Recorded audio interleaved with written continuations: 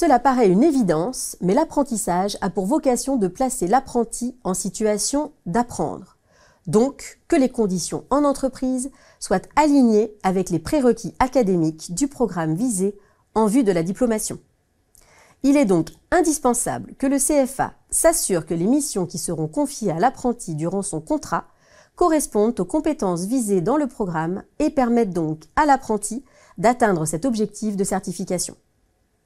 Pour ce faire, le CFA EM Lyon fait valider l'ensemble des missions en amont de la signature de tout contrat d'apprentissage par chaque directeur de programme en tant qu'expert du sujet. Je vous propose d'écouter les conseils de M. Julien Dessaigne, directeur du programme du Master spécialisé Transformation digitale, Marketing et Stratégie.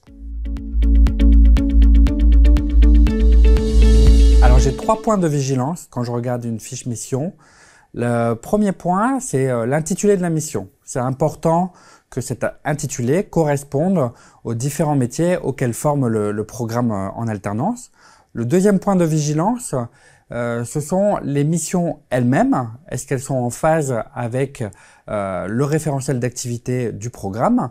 Et le dernier point de vigilance concerne le phasage de ces missions tout au long de l'année pour être sûr que l'étudiant va adapter sa montée en compétences en fonction du phasage de ces missions. Alors j'ai renversé la question. Ce que j'arrive à identifier, c'est des signaux faibles ou forts pour améliorer la fiche mission. Souvent, le point d'amélioration, il est sur le vocabulaire utilisé, et en tant que directeur d'un programme autour du digital, lorsque je vois qu'il est fait mention que des mots type outils digitaux, dans ces cas-là, c'est un signe pour moi qu'elle n'est pas suffisamment travaillée et pas suffisamment en adéquation avec les compétences auxquelles forme le programme.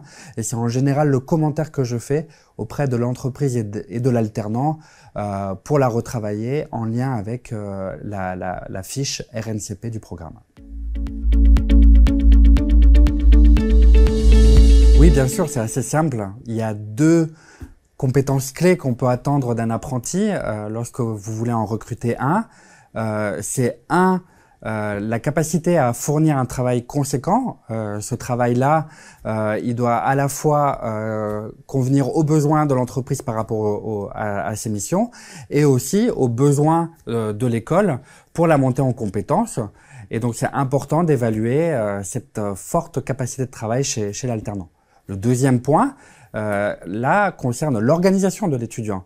Il est absolument essentiel que l'étudiant soit en capacité de gérer son emploi du temps en entreprise, son emploi du temps à l'école et de gérer tous les à côté qui permettent à l'étudiant de monter en compétences tout au long de l'année et de garantir aussi son insertion professionnelle à la suite de cette alternance.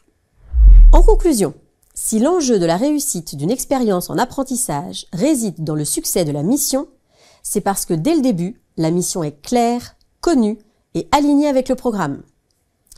Il s'agira de savoir harmoniser le besoin que vous rencontrez en entreprise avec le cadre du programme que vous aurez identifié comme y correspondre le mieux. Il faudra toujours avoir à l'esprit qu'il faudra adapter la progressivité de ces missions à la position d'apprendre de ce collaborateur pas comme les autres.